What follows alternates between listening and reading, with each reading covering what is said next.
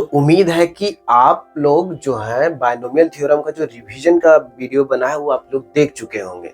तो उस बेसिस पे हम लोग इस जो थ्योरी रिवाइज कर चुके हैं वो इसमें अप्लाई करेंगे क्वेश्चन में जो जेईई मेन में पूछ चुका है। तो हम आप लोग को दिखाना चाहते हैं किस तरीके से क्वेश्चन सोल्व कर सकते हैं। तो देखिए इसमें क्या पूछा जा रहा है, इसमें पूछा जा रहा है कि बायनोमियल कोफिशिएंट, यहाँ पे क्या लिखा हुआ है 11c 2r + 1। तो ये क्या है, बायनोमियल कोफिशिएंट है। तो इसका समेशन पूछा जा रहा है, लेकिन हम देख पा रहे हैं कि बायनोमियल कोफिशिएंट अकेला नहीं आया है, किसके साथ आया है, नीचे इसके साथ है 2r + 2, इस तरीके से नंबर है। तो हम देख पा रहे हैं कि जो बायनोमियल कोफिशिएंट रहता, अगर अकेला रहता तो सम करना ज्यादा आसान था। अगर उसके साथ गुना में हो जाता है तो डिफरेंशिएशन का यूज करते हैं, और अगर उसके साथ भागा में कुछ आ जाता है तो किसका यूज करते हैं, इंटीग्रेशन का यूज कर सकते हैं। तो इस तरीके से इसमें ये इंटीग्रेशन का यूज करवा के आंसर निकलवाना चाह रहा है। तो कैसे करेंगे, तो सबसे पहले देखिए यहाँ पे 11 है, इसका मतलब हम किसका एक्सपेंड करेंगे, 1 + x पे पावर 11 को एक्सपेंड करेंगे। चलिए एक्सपेंड करिए 11 को, तो क्या हो जाएगा, तो 11c 0 x पे पावर 0, 11c 1 x पे पावर 1, 11c 2 x का पावर 2। इस तरीके से हम लोग आगे बढ़ते जाएंगे। अब यहाँ पे देखिए हमको पूछ रहा है सिर्फ ऑड नंबर वाला, लेकिन नीचे भी आया हुआ है। तो नीचे जब भी आएगा तो हम लोग इंटीग्रेशन का ही यूज करेंगे। तो कैसे यूज करेंगे, तो मान लीजिए दोनों साइड इंटीग्रेट कर देते हैं, किसके रेस्पेक्ट में, x के रेस्पेक्ट में। तो इसको अगर इंटीग्रेट करेंगे तो क्या होगा, 1 + x पे पावर 11 एक क्या हो जाएगा, 12/2 हो जाएगा, x के रेस्पेक्ट में डिफरेंशिएट करने पे, इंटीग्रेट करने पे। और इसको इंटीग्रेट करेंगे तो क्या हो जाएगा, इसमें x आ जाएगा, और इसको इंटीग्रेट करेंगे तो क्या हो जाएगा, x का स्क्वायर बटे 2 हो जाएगा। और जब x स्क्वायर को इंटीग्रेट करेंगे तो क्या हो जाएगा जी, x³ बटे 3 हो जाएगा। तो इस तरीके से आगे बढ़ते जाएंगे। अब हम लोग देख रहे हैं कि हमको बायनोमियल कोफिशिएंट के नीचे कुछ लाना था, तो बायनोमियल कोफिशिएंट के नीचे आ चुका है। तो जैसे ही इंटीग्रेट करते हैं तो नीचे क्या आ जाता है, तो अगर x² आया तो नीचे 2 आ जाता है। तो देखिए 11c1, 1 के नीचे कौन है, 2। तो यहाँ पे भी देख रहा है कि जो हमारा ऑड नंबर है उसके नीचे एक ज्यादा इवन नंबर आना चाहिए, तो आ चुका है 11c1 के नीचे 2। उसी तरीके से 11c3 आगे जो आएगा उसके नीचे क्या हो जाएगा, 4। अब यह है कि इवन वाला जो बायनोमियल कोफिशिएंट है वो चाहिए ही नहीं हमको। तो हम क्या करेंगे कि इसी इंटीग्रेशन में एक बार लिमिट जो हम लोग 0 से 1 रख देंगे। तो 0 से 1 जब इंटीग्रेशन में लिमिट रखेंगे तो क्या आएगा, अगर इसमें 0 से 1 रख रहा है तो 1 जब रखेंगे मान लीजिए और फिर 0 रखेंगे, तो अगर 0 से 1 सारे में अगर लिमिट रख दे रहा है 0 से 1, तो बताइए क्या होगा, 0 से 1 अगर हम लिमिट रख रहा है तो क्या होगा, 1 अगर रख रहा है तो 1 + 1 कितना हो जाएगा, 2 पे पावर 12, और नीचे कौन है, 12। अगर 0 रखेंगे तब क्या आएगा, तो 0 रखेंगे तो 1 + 0 पे पावर 12, तो कितना हो जाएगा, 1 हो जाएगा। तो माइनस ऐसे आ जाएगा। अब ये तो LHS का काम हो गया। अब RHS क्या होगा, तो RHS होगा कि 1 रखेंगे तो 11c 0, और जब 0 रखेंगे तो सब जगह 0 हो जाएगा, तो बस 1 रखने का जरूरत है। यहाँ पे जब रखेंगे तो 11c 1/2, और यहाँ पे जब रखेंगे तो 11c 2/3, ऐसे ऐसे ऐसे ऐसे हो जाएगा। अब हमको ये चाहिए कि हमको इवन वाला हटाना है, तो इसका मतलब है कि जब हम इसमें 0 से 1 रखे थे, अगले बार क्या रख देंगे, 0 से -1 लिमिट रख देंगे। तो 0 से जब -1 रखेंगे तो यह है कि जो हमारा यहाँ पे टर्म आया है इवन वाला जो बायनोमियल कोफिशिएंट है वो माइनस के साथ आ जाएगा, और जब माइनस के साथ आ जाएगा तो दोनों को जोड़ देंगे तो फाइनल क्या हो जाएगा, कट जाएगा। तो हमारा इवन वाला गायब हो जाएगा, और किसका आंसर आ जाएगा, ऑड वाले का। चलिए बताइए, ये मान लीजिए कि इक्वेशन 1 बन गया। अब अगर हम इसमें क्या कर देते हैं, इसी में अगर 0 से -1 रख देते हैं तो क्या आ जाएगा, ऑपरेशन करके जो आया था उसमें अगर हम लिमिट रख देते हैं 0 से -1, तो हमको क्या मिल जाता, तो यहाँ पे मिल जाता 0, और यहाँ पे मिल जाता 1, और यहाँ पे 12 हो जाता। और -1 रखते तो -1 रखने पे क्या होगा कि जहां जहां पे x था वहां पे निगेटिव, बाकी जगह पे कोई फर्क नहीं पड़ेगा, तो ये सारा निगेटिव हो जाएगा। अब यहाँ देखिए दो तरह का इक्वेशन मिल जाएगा, तो 1 और 2। फाइनल हमको क्या चाहिए, हमको चाहिए 11c ऑड नंबर। तो ऑड नंबर कैसे मिलेगा, ऑड नंबर कैसे मिलेगा, तो 11c ऑड नंबर कैसे मिलेगा, सिर्फ हमको ऑड नंबर चाहिए। तो 11C 0 हमको हटाना है। अब देख पा रहे हैं कि दोनों को जैसे ही जोड़ेंगे काम खत्म होने वाला है, दोनों को जैसे ही जोड़ेंगे तो ये बच जाएगा, इसको बचाना भी है।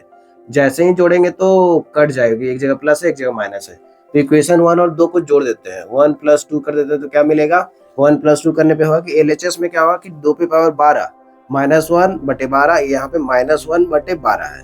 ऐसा हो जाएगा कि 2 पे पावर 12 -1/12 प्लस कर रहे हैं -1/12।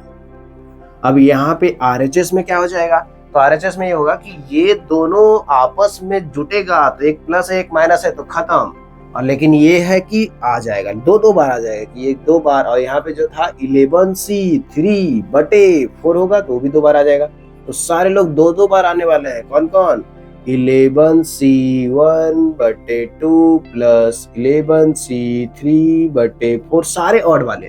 तो सारे ऑड वाले जितने भी आ सकते हैं सब 2 बार आने वाले हैं। और फाइनल हमको यही पूछ रहा है कि जितने भी ऑड वाले हैं, जैसे 0 रखेंगे तो 1 आ जाएगा, 5 रखेंगे तो 5 दूनी 10 1 11 आ जाएगा। तो सारे ऑड वाले के नीचे एक बड़ा इवन नंबर का जो बाइनोमियल कोएफिशिएंट है उसका समेशन बता दीजिए। तो यही इसी का आंसर पूछा जा रहा है। तो इधर सिंप्लीफाई करके जितना भी आएगा वही आंसर हो जाएगा हमारा। देखिए इधर कितना आंसर आएगा, तो फाइनल अगर हमको ये चाहिए फाइनल, तो समेशन ऑफ लिख देंगे r का वैल्यू 0 से लेके 5, जो फाइनल पूछा जा रहा है उसका वैल्यू कितना हो जाएगा, तो कितना हो जाएगा जी, यहाँ पे 2r + 2 है, इसका वैल्यू कितना हो जाएगा फाइनल, फाइनली हो जाएगा कि इसको सिंप्लीफाई करके 2 से भागा दे देंगे, 2 पे पावर 12, यहाँ पे देखिए 12 12 दोनों में है। अब यहाँ पे -1 क्या हो जाएगा, -2/12। और ध्यान देने का बात यह है कि 2 भी इधर आके भागा हो जाएगा, तो यहाँ पे 2 और गुना कर देते हैं नीचे। तो अब यहाँ पे देख रहे हैं कि 2 कॉमन भी निकल जाएगा, तो 2 कॉमन निकाल के इसको हम ऐसे भी लिख सकते हैं, और 1 2 कट जाएगा यहाँ पे, तो 1 2 निपट गया। अब यहाँ पे ऐसा आंसर आ गया कि 2 पे पावर 11 -1। अब 2 पे पावर 11 कितना होता है, तो 2 पे पावर 10 होता है 1024, और 2 पे पावर 11 हो जाता है 2048 -1। अब यहाँ पे बटे 12 करेंगे तो यहाँ पे आ गया 2047/12। अब बताइए क्या पूछ रहा था कि ये जो वैल्यू है उसका जो वैल्यू आने वाला है वो m/n के फॉर्म में आने वाला है। और m और n कैसा लेना है, m और n आ चुका है, आपस में ऐसा होना चाहिए कि दोनों का GCD दोनों का कितना आना चाहिए, यहाँ पे दिया है दोनों का GCD आना चाहिए 1। तो दोनों का जब GCD 1 आने का मतलब है कि इस तरीके से तोड़ो कि ज्यादा से ज्यादा तोड़ दो ताकि और कुछ GCD ना आए, कुछ भी कॉमन उसके अलावा कुछ ना बचे। तो ये दोनों में कुछ भी और कॉमन फैक्टर नहीं है, क्योंकि ये 2 से भी नहीं कट रहा है, 3 से भी नहीं कट रहा है, और किसी नंबर से भी जिससे कट रहा है उससे नहीं कट रहा है। तो फाइनल ये हो गया कि m और n आ चुका है, तो फाइनल हमको m - n चाहिए था। तो 2047 में से 12 घटा दीजिए तो फाइनल आंसर कितना आ जाएगा, फाइनल आंसर आने वाला है जी, कितना आएगा जी, 2047 में से अगर 12 घटा दिए तो कितना, 2000 कितना 35। तो अभी चल रहा है 2025, लेकिन आंसर कितना आ रहा है 2035। तो फाइनल आंसर है 2035। तो यही आंसर मिला, अगर मार दीजिएगा तो सीधे कितना नंबर, 4 नंबर मिल जाएगा।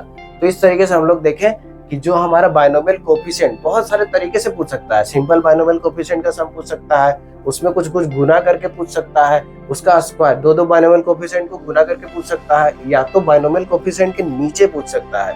तो जैसा जैसा वेरिएशन रहेगा वैसा वैसा हम लोग अटेम्प्ट करेंगे।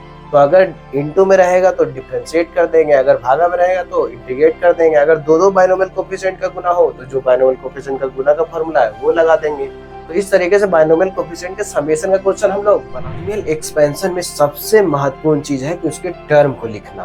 कि अगर इसमें पूछा जा रहा है कि कोई भी टर्म, जैसे 5th टर्म क्या हो गया, 7th टर्म क्या हो गया, 10वां टर्म क्या होगा, 15वां टर्म क्या होगा, तो सबसे बेसिक चीज है कि कोई भी टर्म को कैसे लिखे, tr+1 कैसे लिखे। तो देखिए हमारे पास इसमें क्या है, एक n है जो कि 10 नहीं होना चाहिए, उसके बाद बोल रहा है कि 5th और 6th और 7th टर्म का जो कोफिशिएंट है वो क्या है, इसमें से वो AP में है। देखिए देखिए देखिए AP आ गया, मतलब बाइनोमियल थ्योरम को किससे मिक्स कर दिया, सीक्वेंस एंड सीरीज से। तो एक चैप्टर से क्वेश्चन नहीं आएगा, अब 2-3 चैप्टर मिक्स करके आने लगा है। तो 2-3 चैप्टर जब मिक्स आता है तो कैसे बनाते हैं ये भी आप देख ही लीजिए। इसमें देखिए हमारे पास ये है कि फिफ्थ और सिक्स और सेवंथ टर्म देखना है, किसमें 1 प्लस एक्स पे पावर n प्लस 4 पे। अब इसमें जब हम कोई भी टर्म देखेंगे तो बहुत आसानी से देख सकते हैं, तो इसी एक्सपेंशन पे फोकस करना है, इसी पे फोकस करके हमको क्वेश्चन बनने वाला है। तो बताइए इसके एक्सपेंशन में फिफ्थ टर्म क्या होगा, तो जो भी फिफ्थ टर्म होगा वो क्या होगा, n प्लस 4, यहाँ पे c करेंगे n प्लस 4c। जब भी फिफ्थ टर्म निकाल रहे हैं तो यहाँ पे 4 होगा, 4। अब उसमें टर्म लिख रहे थे, लेकिन हमको बस किससे मतलब है, कोफिशिएंट से, तो यही कोफिशिएंट है। आगे बताइए, आगे बता दीजिए कि इसका सिक्स टर्म क्या होगा। तो सिक्स टर्म ये होगा कि n प्लस 4, यहाँ पे क्या ले लेंगे, एक कम लेते हैं कोफिशिएंट में, और NC4C अगर सेवंथ टर्म चाहिए तो यहाँ पे क्या ले लेंगे, 6 ले लेंगे, एक कम लेते हैं। तो इस तरीके से तीनों टर्म का क्या आ गया, कोफिशिएंट। अब ये बोल रहा है कि ये तीनों जो टर्म है कोफिशिएंट है जो टर्म का कोफिशिएंट हो क्या है, आपस में एपी में है, और एपी में है इसका मतलब क्या हुआ कि इसमें से इसको घटाएंगे तो सेम आएगा, इसमें से इसको घटाएंगे तो सेम आएगा। और 3 नंबर जब एपी में होता है तो क्या बोलते हैं कि बीच वाले का 2 गुना ये प्लस ये हो जाएगा। तो चलिए कर देते हैं, तीनों नंबर एपी में है, आर इन एपी। तो एपी में जब होगा तो क्या हो जाएगा, तीनों नंबर जब एपी में है तो ऐसे लिखेंगे 2 इंटू एन प्लस 4c, 5 बराबर क्या लिख देंगे, n प्लस 4c 4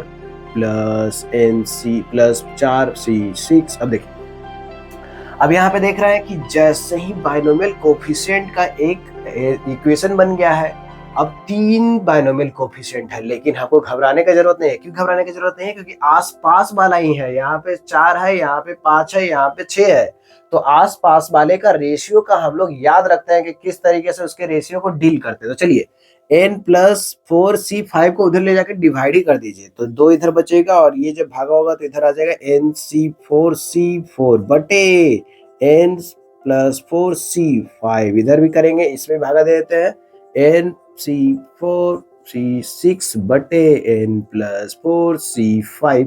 मतलब ये है कि ये दोनों में जाके भागा हो गया उधर। अब ये भाग क्यों किए हैं, क्योंकि हम लोग को याद रहता है कि बाइनोमियल कोफिशिएंट का रेशियो हम लोग याद रखते हैं। क्या याद रखते हैं, क्योंकि हमको समय बचाना रहता है, जेईई मेन में बहुत समय कम रहता है। देखिए यहाँ पे 1 का डिफरेंस है, जब भी 1 का डिफरेंस रहेगा तो हम लोग याद रखते हैं, वो अगर याद रखे हुए हैं तो जल्दी से जल्दी बनेगा। अब कैसे बनेगा, तो यहाँ पे देख रहे हैं 4 और 5 में कौन बड़ा, 4 और 5 में कौन बड़ा, 5। तो सीधे हम लिख देंगे 5, ऊपर जाके क्या हो जाएगा 5, क्योंकि 5 का फैक्टोरियल नीचे होगा, इसका नीचे होगा, मतलब टोटल के ऊपर हो जाएगा। अब देखिए डिफरेंस कौन ज्यादा होगा, यहाँ पे n प्लस 4 में से 4 घटाएंगे तो n आएगा, n प्लस 4 में से 5 घटाएंगे तो n माइनस 1 आएगा। तो डिफरेंस ज्यादा n है, तो यहाँ सीधे कितना आ गया n। अब उसी तरीके से यहाँ 5 और 6 में कौन बड़ा, तो 6, तो नीचे 6 आ गया, क्योंकि 6 का फैक्टोरियल कहाँ आएगा, इसके नीचे आएगा। अब बताइए डिफरेंस क्या होगा, n प्लस 4 माइनस 5 मतलब n माइनस 1, और इधर क्या होगा n माइनस 2, तो कौन बड़ा है जी, n माइनस 1, तो n माइनस 1 हो गया। अब अगर ये जानना चाहते हो कि ये कैसे आ रहा है, तो उसके लिए आप थ्योरी वाला वीडियो जरूर देखिए, क्योंकि यहाँ पे हम लोग शॉर्टकट याद रखे हैं कि अगर बाइनोमियल कोफिशिएंट में एक का डिफरेंस होता है तो किस तरीके से लिखते हैं। तो अगर वो आपको पता होगा तो जल्दी से जल्दी आपका क्वेश्चन बनेगा, फिर आपका समय का दिक्कत नहीं रहेगा। देखिए अब यहाँ पे तो सिंपल n का इक्वेशन बन गया, एलसीएम ले लेंगे यहाँ पे, तो LHS में 2 है, LHS में क्या है 2, और इधर क्या है n और 6, तो 6n आ गया एलसीएम में, और इधर क्या हो जाएगा, इधर 6 बचे 30 हो जाएगा, और यहाँ पे क्या हो जाएगा n इंटू n माइनस 1 हो जाएगा। अब जरा बता दीजिए कि अब क्या करेंगे, इसको उधर लेके चले जाएंगे, तो लेके जाइए, कौन रोक रहा है उधर लेके जाने से। अब यहाँ पे 30 और इधर कितना हो जाएगा n स्क्वायर, और इधर कितना हो जाएगा माइनस n। अब सबको एक ही तरफ लेके चल जाइए, तो उधर लेके जाएंगे तो क्या हो जाएगा जी n स्क्वायर, और यहाँ पे 12n जाके माइनस 12n, और एक n पहले से था तो माइनस 13n और प्लस 30 हो गया। अब बताइए क्या इस क्वाड्रेटिक को सोल्व कर सकते हैं, बिल्कुल कर सकते हैं। इसका रूट क्या क्या होगा, तो ये बहुत आसान सा दिया था, ज्यादा कॉम्प्लेक्स कैलकुलेशन नहीं करवा रहा है। ये बोल रहा है कि यहाँ पे 30 और यहाँ पे 13 है, तो दोनों को पकड़िए, जैसे 9 10 में भी पकड़ लेते थे। क्या पकड़ते थे, 10 और 3 अगर होता तो 10 प्लस 3 कितना हो जाता है 13, तो इसका जो रूट आने वाला है वो क्या आने वाला है, एक 10 हो जाएगा और एक हो जाएगा 3। तो कितना हो जाएगा n का वैल्यू, यहाँ से हम लोग बोल सकते हैं कि n का वैल्यू या तो 10 हो सकता है या तो 3 हो सकता है। लेकिन देखिए देखिए इसको, ये शुरू में बोल दिया है कि n क्या नहीं लेना है 10। इसको पता था कि n 10 जरूर आएगा इसके पास, लेकिन हम पहले ही बता देते हैं कि n 10 मत लेना, तो n 10 नहीं लेंगे, मतलब इसको तो नहीं ही लेंगे, तो हम किसको लेंगे, इसको। तो n का वैल्यू पता चल चुका है कि n का वैल्यू कितना है, 3। अब फाइनली ये क्वेश्चन में आंसर क्या पूछना चाह रहा है, अब देखिए एपी का कॉन्सेप्ट लगा के और बाइनोमियल थ्योरम का कॉन्सेप्ट लगा के हम लोग n तो निकाल चुके हैं, लेकिन अभी आंसर नहीं मिला है, ये n पूछ ही नहीं रहा है। अभी एक और कॉन्सेप्ट चेक करना चाह रहा है, क्या आपको बाइनोमियल कोफिशिएंट, सबसे बड़ा जो बाइनोमियल कोफिशिएंट का थ्योरी है वो आपको पता है कि नहीं है। तो पूछ रहा है कि largest coefficient in the expansion. अब बताइए कि इसका जो एक्सपेंड करेंगे तो हमको एक ज्यादा टर्म मिलेगा n+4, मतलब ये है कि 3, यहाँ पे 3 रख दीजिए तो 3 + 4 7, एक 8 टर्म मिलेगा। अब इस 8 में बाइनोमियल कोफिशिएंट सबसे बड़ा वाला बाइनोमियल कोफिशिएंट पूछा है, तो चलिए बताइए n+4 कितना हो गया, ये हो गया 3 + 4 7 हो गया। तो जब भी 7CR, अब यहाँ पे ये क्वेश्चन पूछ रहा है कि R हम क्या ले ताकि हमारा बाइनोमियल कोफिशिएंट ज्यादा से ज्यादा बने, और जब ज्यादा से ज्यादा बनेगा उसका वैल्यू कितना होगा ये पूछा जा रहा है। तो चलिए बताइए, अगर यहाँ पे 7 है तो यहाँ पे क्या ले तब ज्यादा से ज्यादा बाइनोमियल कोफिशिएंट अगर बनाना हो तो ज्यादा से ज्यादा तो तभी होगा जब यहाँ पे 7C कितना ले लेंगे, या तो 7 - 1/2 या तो 7 + 1/2। तो 7 - 1/2 कितना होता है, 7 - 1/2 कितना होता है, 6/2 कितना हो जाएगा, 3। तो फाइनल हमारा आंसर आने वाला है 7C3। अब 7C3 का वैल्यू निकाल लीजिए। 7C3 का वैल्यू कैसे आएगा, 7 का फैक्टोरियल, 3 का फैक्टोरियल और 4 का फैक्टोरियल। तो 4 का फैक्टोरियल से सीधे ये कट जाएगा तो क्या बचेगा, 7 6 5 बचेगा, और ये 3 का फैक्टोरियल होता है 6, तो 6 भी कट जाएगा तो 7 × 5 बचेगा। तो 7 × 5 फाइनल आंसर आ चुका है 35। तो ये हो गया बाइनोमियल थ्योरम का क्वेश्चन सोल्व। अब इसमें ये था कि टर्म के बारे में क्वेश्चन, तो 2 थ्योरी इसमें चेक किया है। सबसे पहले है कि कोई भी एक्सपेंशन लिख रहे हैं तो क्या आप टर्म के बारे में जानते हैं कि कौन सा टर्म कैसा होगा। उसके बाद यह है कि बाइनोमियल थ्योरम का दूसरा कॉन्सेप्ट है कि जो बाइनोमियल कोफिशिएंट होता है उसमें सबसे बड़ा आपको पहचानने आता है कि नहीं आता है। इसके साथ साथ इसमें ये भी चेक किया कि क्या आपको एपी का जो पता है कि नहीं पता है। तो एपी का तो सबको पता होता है, अब एपी का जो पता है तो उसको यूज करने आ रहा है कि नहीं आ रहा। तो एपी, जब ये 3 टर्म एपी में था तो हम क्या लिख दिए थे कि जो बीच वाला होगा 2b a+ क्या हो जाएगा c। तो यहाँ पे यहीं से अब, लेकिन ये भी चेक करना चाह रहा था कि बाइनोमियल जो कोफिशिएंट होता है उसका रेशियो का आपको फॉर्मूला याद है कि नहीं है। अगर वो फॉर्मूला याद होगा तो जल्दी से कैलकुलेशन हो जाएगा, अगर नहीं याद होगा तो इसका एक्सपेंड करिए और 3-4 मिनट इसमें लगाइए और क्वेश्चन फिर आपका छूट जाएगा। इसीलिए कुछ कुछ चीजें याद रखना बहुत जरूरी है। इसलिए रिवीजन का, थ्योरी का रिवीजन का वीडियो जरूर देखिए और आप सारी थ्योरी को याद कर लीजिए ताकि जल्दी से जल्दी उसको अप्लाई कर सके और जल्दी से जल्दी क्वेश्चन सोल्व हो सके और जेईई मेन में आपका 4 नंबर बाइनोमियल थ्योरम का एकदम पक्का हो जाए, वो छूटना ही नहीं चाहिए। तो इतना करने के बाद आपका थ्योरम का क्वेश्चन ज्यादा कॉम्प्लेक्स नहीं होता है, लेकिन उसको बहुत दूसरे चैप्टर के साथ भी मिक्स कर दिया जाता है ताकि और कॉम्प्लेक्स बना सके और बच्चों को परेशान किया जा सके। यही जेईई मेन और जेईई एडवांस वाले करते हैं। तो देखिए, बाइनोमियल थ्योरम का क्वेश्चन अगर आपके सामने आया, जैसे कि ये क्वेश्चन है कि alpha beta gamma delta with the coefficient of, यहाँ पे देखिए कोफिशिएंट किसके किसके बारे में बात कर रहा है, x पे पावर 7, x पे पावर 5, x पे पावर 3, x का पावर 1। इसका जो कोफिशिएंट आएगा वो अल्फा बीटा गामा डेल्टा है, नाम दिया गया है। अब क्या बोल रहा है, किसके एक्सपेंशन में, x + x³ - 1 पे अंडर रूट पे पावर 5 प्लस। तो एक्सपेंशन भी थोड़ा ऐसा लिखा है कि दोनों दो एक्सपेंशन है, लेकिन बीच में क्या है, इनटू नहीं है, बीच में प्लस है। अब यहाँ पे देख रहे हैं कि दोनों एक्सपेंशन काफी सिमिलर है। क्या सिमिलर है, x + under root x³ - 1, x minus under root x³ - 1। तो हम देख पा रहे हैं कि यहाँ एक जगह पे प्लस है, एक जगह पे माइनस है और दोनों के बीच में प्लस लगा दिया है, मतलब कुछ टर्म तो ऐसे ही कट जाएगा। तो आराम से इसमें टोटल 5 पे एक्सपेंशन कर रहे हैं तो टोटल 6 टर्म आएगा, लेकिन उसमें से ऑड वाला कट जाएगा तो आधा ही टर्म बचेगा, मतलब टोटल 3 ही टर्म है। उसी 3 टर्म में से हमको देखना है कि x पावर 1, 3, 5 और 7 का कोफिशिएंट क्या है, तो जो भी कोफिशिएंट होगा क्या हो जाएगा, अल्फा बीटा गामा डेल्टा हो जाएगा।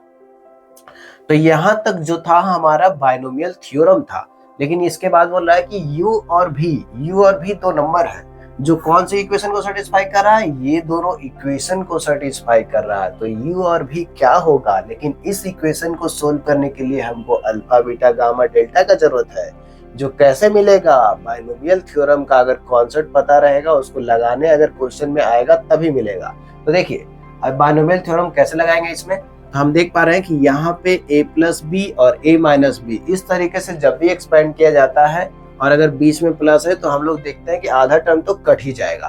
तो कैसे कटेगा, तो 5 एक्सपेंशन तो 6 टर्म, तो 3 टर्म कट जाएगा। कौन कौन सा टर्म कटेगा, तो यहाँ पे 5 का जब एक्सपेंशन करेंगे तो 5c0, 5c1, 5c2, 5c3, तो 5c0 वाला तो बच जाएगा, 5c2 वाला तो बच जाएगा, 5c4 वाला तो बच जाएगा, लेकिन 5c1, 5c3 और 5c5 वाला कट जाएगा। तो सीधे हम लोग बोल सकते हैं कि ज्यादा लंबा लंबा कैलकुलेशन ना करके सीधे सीधे बोल सकते हैं कि अगर हमारा कॉन्सेप्ट क्लियर है कि इसको जब हम एक्सपेंड करेंगे तो मात्र हमारे पास 3 ही टर्म बचेगा। कौन कौन सा टर्म, सबसे पहला टर्म क्या होगा, 5c0 होगा, और देखिए दोनों तरफ से आएगा इसीलिए फाइनल 2 से गुना जरूर करेंगे, क्योंकि दोनों तरफ से आएगा तो 2 मिल जाएगा। तो 5c0 में क्या होगा, इस पे पावर क्या हो जाएगा 5 और इस पे पावर क्या हो जाएगा 0, तो x पे पावर कितना हो गया जी 5। अब इस पे पावर 0 लिखो ना लिखो कोई फर्क नहीं पड़ता है, तो सीधे 5c0 x power 0 x power 5 आ गया। अब अगला टर्म कौन सा बचेगा, तो 5c1 वाला तो कट गया है, तो इसको क्यों लिखे, क्यों लंबा कैलकुलेशन करें, जल्दी से समझेंगे और जल्दी से करेंगे तभी जेईई मेन में क्वेश्चन बना पाएंगे, 3 मिनट से भी कम समय है। तो सीधे 5c2 लिख देंगे और इसमें x पे पावर कितना होगा, तो हम लोग जानते हैं कि जो यहाँ पे लिखा रहता है उस पे पावर दोनों का डिफरेंस होता है। अब बताइए कि इस पे x³ - 1 पे अंदर रूट है, उस पे पावर कितना होगा, उस पे पावर तो होगा 2, तो ये जो टोपी लगा हुआ वो टोपी खत्म हो जाएगा, तो फाइनल क्या बचेगा, x³ - 1 बचेगा। उसके बाद कौन सा बाइनोमियल कोफिशिएंट बचेगा, 5c4 बचेगा। तो 5c4 के साथ कौन आएगा, x पे पावर कितना आएगा, x पे पावर जो यहाँ पे है दोनों का डिफरेंस आएगा। अब यहाँ पे x³ - 1 पे जो टोपी लगा हुआ उसका पावर कितना हो जाएगा 4, तो टोपी तो हटेगा और पावर 2 आ जाएगा। इसका मतलब है कि x³ - 1 का होल स्क्वायर हो जाएगा। तो यही इसको एक्सपेंड करके हमको यहाँ ये मिला है। अब इसी में ढूंढना है हमको, क्या क्या ढूंढना है इसमें से ढूंढना है कि x पे पावर 1 का कोफिशिएंट क्या है, x का क्यू का कोफिशिएंट क्या है, x पावर 5 का कोफिशिएंट क्या है, x पावर 7 का कोफिशिएंट क्या है। चारों का कोफिशिएंट को नाम दिया गया अल्फा बीटा गामा डेल्टा।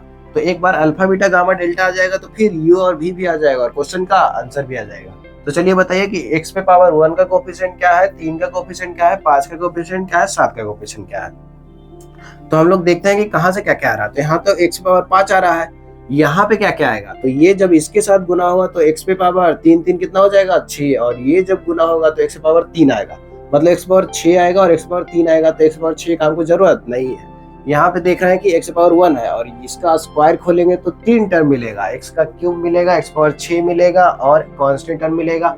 तो यहाँ से फिर उसको गुना करेंगे तो क्या क्या टर्म मिल जाएगा, तो एक बार हम लोग एक बार और गुना कर लेते हैं। तो यहाँ पे 5c0 का वैल्यू कितना हो जाता है जी 1, तो x पावर 5 सीधे लिख सकते हैं।